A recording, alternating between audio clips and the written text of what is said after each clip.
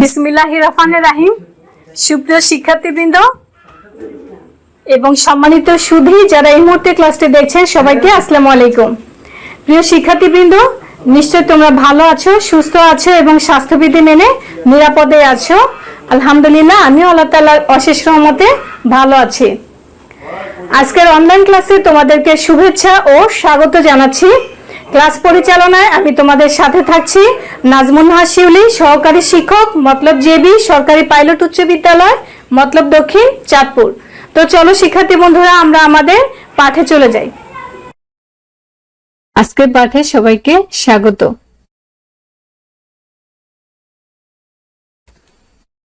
আজ আমি নবম শ্রেণীর কারিগরি শাখার শিক্ষার্থীদের জন্য জেনারেল ইলেকট্রিক্যাল ওয়ার্কস ট্রেডের ট্রেড 1 এর ত্রয়োদশ অধ্যায় নিয়ে এসেছি। আশা করছি শিক্ষার্থী বন্ধুরা তোমরা আমার সাথেই থাকবে এবং মনোযোগ সহকারে আজকের পাঠ উপভোগ করবে। এসো শিক্ষার্থী বন্ধুরা, আমরা মনোযোগ সহকারে একটি ছবি দেখি। ছবিতে কি দেখতে পাচ্ছ শিক্ষার্থীরা? বৈদ্যুতিক এসি সার্কিট। এসো শিক্ষার্থী বন্ধুরা, আমরা আরেকটি ছবি দেখি। ছবিতে আমরা কি দেখতে পাচ্ছি? বৈদ্যুতিক এসি সার্কিটের লোড মাপা হচ্ছে। তাহলে আমাদের আজকের পাঠ কি হতে পারে? আমাদের আজকের পাঠ হলো এসি সার্কিটে বিভিন্ন প্রকৃতির লোড। আমাদের আজকের পাঠ শিরোনাম হলো এসি সার্কিটে বিভিন্ন প্রকৃতির লোড। এই পাঠ শেষে শিক্ষার্থীরা তোমরা রেজিস্টিভ সার্কিট ও ইন্ডাকটিভ সার্কিট কি তা বলতে পারবে। রেজিস্টিভ সার্কিট ও ইন্ডাকটিভ সার্কিটের মধ্যে সম্পর্ক ব্যাখ্যা করতে পারবে। ক্যাপাসিটিভ সার্কিট কি তা বলতে পারবে। ক্যাপাসিট্যান্স ও ক্যাপাসিটিভ রিঅ্যাকট্যান্সের মধ্যে সম্পর্ক বর্ণনা করতে পারবে এবং পাওয়ার ফ্যাক্টরের গুরুত্ব বর্ণনা করতে পারবে। এখন আমরা জানবো রেজিস্টিভ সার্কিট কি। যে সার্কিট ওহমিক রেজিস্ট্যান্স নিয়ে গঠিত হয় তাকে রেজিস্টিভ সার্কিট বলে। সার্কিটে এসি ভোল্টেজ ভি প্রয়োগ করলে এটির মধ্য দিয়ে কারেন্টও প্রবাহিত হবে, ফলে সার্কিট রেজিস্ট্যান্স থাকায় ভোল্টেজ ঘাটতি হবে। এই ভোল্টেজ ঘাটতি প্রবাহিত কারেন্ট ও রেজিস্ট্যান্সের গুণফলের সমান, অর্থাৎ V R equal to I R. Resistive সার্কিটে ভোল্টেজ ও কারেন্টের মধ্যে কারেন্টের অভিমুখে একই দিকে হয়, ফলে ভোল্টেজ ওয়েভ ও কারেন্ট ওয়েভের মধ্যবর্তী ফেজ কোণ শূন্য হয়। উক্ত কোণের কোসাইন মানকে পাওয়ার ফ্যাক্টর বলে, অর্থাৎ cos θ equal to cos 0 degree. cos 0 degree সমান হচ্ছে 1। সুতরাং রেজিস্টিভ বর্তনীর মোট power P equal to VI cos θ। তো VI থাকলো, cos θ মান হচ্ছে cos 0 ডিগ্রি এবং 0 ডিগ্রি মান হচ্ছে 1। তাহলে cos θ মান হচ্ছে 1, VI এর সাথে 1 গুণ করলে হচ্ছে VI ওয়াট। তাহলে P ইকুয়াল টু হচ্ছে VI ওয়াট। এরপর যে আমরা জানবো ইন্ডাকটিভ সার্কিট কি। যে সার্কিটে শুধুমাত্র ইন্ডাকটিভ কয়েল থাকে তাকে ইন্ডাকটিভ সার্কিট বলে। বাস্তবে খাঁটি ইন্ডাকটিভ সার্কিট তৈরি করা সম্ভব নয়। এই যে দেখো ইন্ডাকটিভ কয়েল, এই সার্কিটে শুধুমাত্র একটি ইন্ডাকটিভ কয়েল আছে, এটি একটি ইন্ডাকটিভ সার্কিট।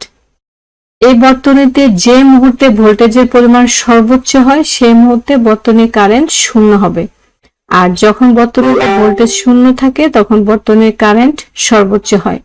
এই বর্তনীতে কারেন্টের অভিমুখ ভোল্টেজের অভিমুখ হতে 90 ডিগ্রি পেছনে থাকে।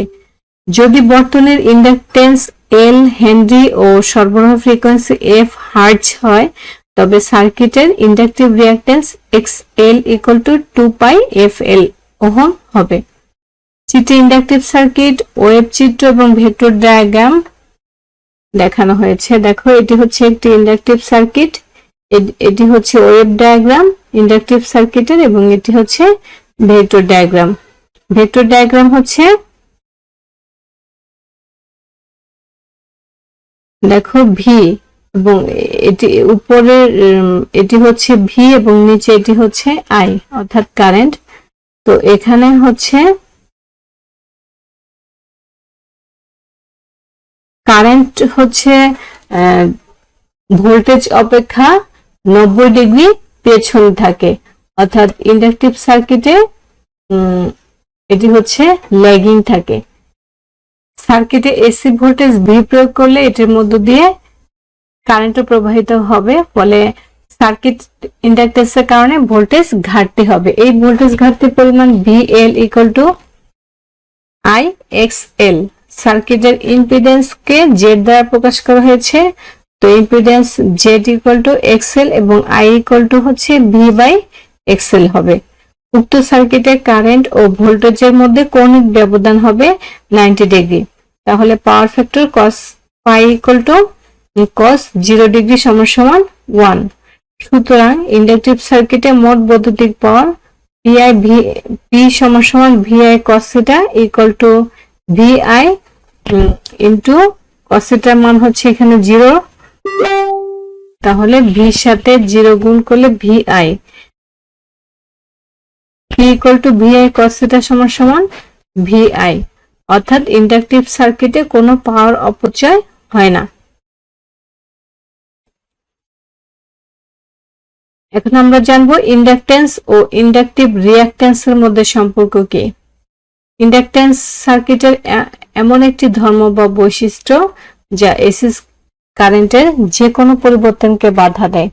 একে ক্যাপিটাল এল দ্বারা চিহ্নিত করা হয়, আর সার্কিটের ইন্ডাকটেন্স জনিত বাধাকে ইন্ডাকটিভ রিঅ্যাকট্যান্স বলে, একে XL দ্বারা চিহ্নিত করা হয়।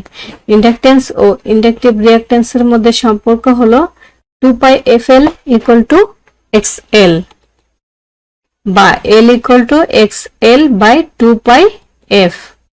এখানে XL equal to inductive reactance ওহমে এবং L equal to inductance হেনরিতে।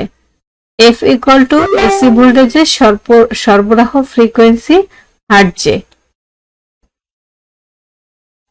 Capacitive reactance, যে সার্কিটে শুধু ক্যাপাসিটর থাকে তাকে ক্যাপাসিটিভ সার্কিট বলে। যদি বর্তনীর ক্যাপাসিটর সি ফ্যারাড ও সরবরাহ ফ্রিকোয়েন্সি F হার্টজ হয়, তবে সার্কিটের capacitive reactance X equal to 1/2πfc ohm হবে। উপরের পাশে capacitive circuit AC voltage V প্রয়োগ করা হয়, তবে এর মধ্য দিয়েও কারেন্ট প্রবাহিত হবে, ফলে সার্কিটে ক্যাপাসিটর থাকার কারণে ভোল্টেজ ঘাটতি হবে। এই ভোল্টেজ ঘাটতি সার্কিটে প্রবাহিত কারেন্ট ও ক্যাপাসিটিভ রিঅ্যাকট্যান্সের গুণফলের সমান, অর্থাৎ VC equal to I into XC।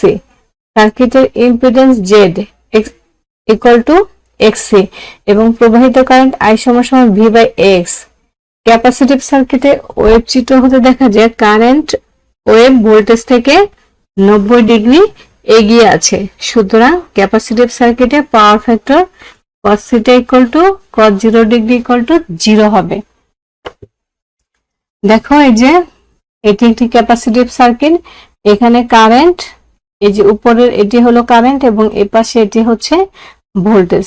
তো কারেন্ট হচ্ছে ভোল্টেজ থেকে 90 ডিগ্রি এগিয়ে আছে, এটা হচ্ছে লিডিং ক্যাপাসিটিভ সার্কিট, এটা হচ্ছে লিডিং থাকে। তাই ক্যাপাসিটিভ সার্কিটে মোট বৈদ্যুতিক পাওয়ার P equal to VI cos 90 degree এবং cos 90 ডিগ্রি মান হচ্ছে 0, তাহলে VI এর সাথে 0 গুণ করলে ইকুয়াল টু 0 হবে, অর্থাৎ ক্যাপাসিটিভ সার্কিটে মোট বৈদ্যুতিক পাওয়ার অপচয় 0।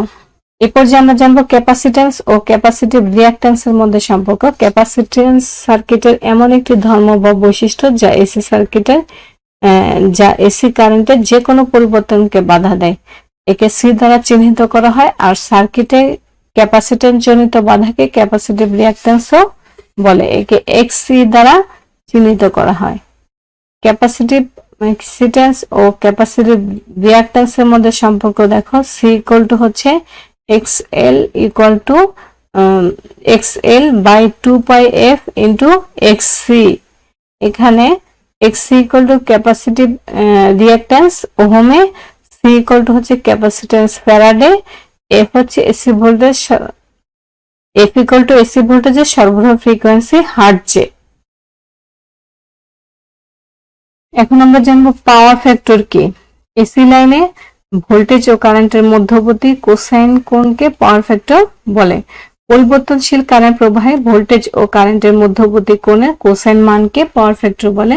অর্থাৎ কোন এসি সার্কিটের রেজিস্ট্যান্স ও ইম্পিডেন্সের অনুপাতকে পাওয়ার ফ্যাক্টর বলে। পাওয়ার ফ্যাক্টরকে cos থিটা দ্বারা প্রকাশ করা হয়, এর কোন একক নেই। এখন আমরা জানবো পাওয়ার ফ্যাক্টরের গুরুত্ব। বৈদ্যুতিক সিস্টেমে পাওয়ার ফ্যাক্টরের গুরুত্ব অপরিসীম। পাওয়ার ফ্যাক্টর লোডের প্রকৃতির উপর নির্ভর করে, অর্থাৎ P = VI cos থিটা। সুতরাং দেখা যায় সার্কিটের পাওয়ার ফ্যাক্টর মানের সাথে সমানুপাতিক। ফলে পাওয়ার ফ্যাক্টরের মান কমলে সমপরিমাণ পাওয়ার স্থানান্তর ক্ষেত্রে কারেন্টের মান বৃদ্ধি করতে হয়। এতে করে সিস্টেমে ব্যবহৃত বৈদ্যুতিক যন্ত্রপাতি যথা transformer, switch gear, overhead line ও লাইনের সাপোর্ট ইত্যাদির সাইজ বৃদ্ধি করতে হয় এবং উৎপাদন খরচ বৃদ্ধি করতে হয়। ফলে প্রতি ইউনিট বিদ্যুতের খরচ বৃদ্ধি করতে হবে। এতে করে গ্রাহক ক্ষতিগ্রস্ত হবে। যদি ল্যাগিং পাওয়ার ফ্যাক্টর হতে লিডিং পাওয়ার ফ্যাক্টর উন্নতি করা হয় তবে কিলোওয়াট ক্যাপাসিটি নির্ধারিত থাকে, ফলে প্রতি ইউনিট বিদ্যুৎ খরচ কম পড়বে। এতে করে গ্রাহকের কোনো অসুবিধা হবে না।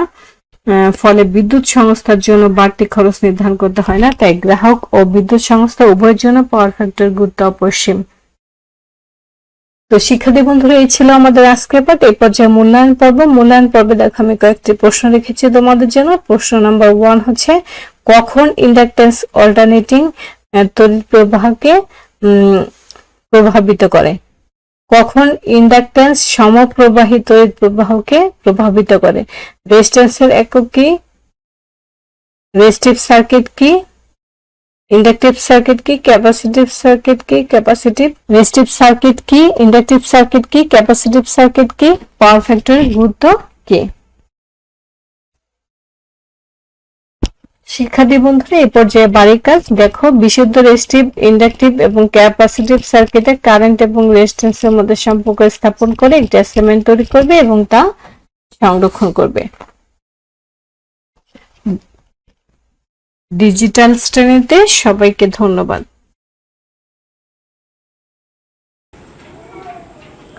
তো শিক্ষার্থী বন্ধুরা, এতক্ষণ সাথে থেকে মনোযোগ সহকারে ক্লাসটি দেখার জন্য তোমাদের সবাইকে অসংখ্য ধন্যবাদ। তোমরা সবাই ভালো থেকো, সুস্থ থেকো এবং সুন্দর থেকো। পরবর্তী ক্লাস দেখার আমন্ত্রণ জানিয়ে ক্লাসটি এখানে শেষ করছি। আল্লাহ হাফেজ।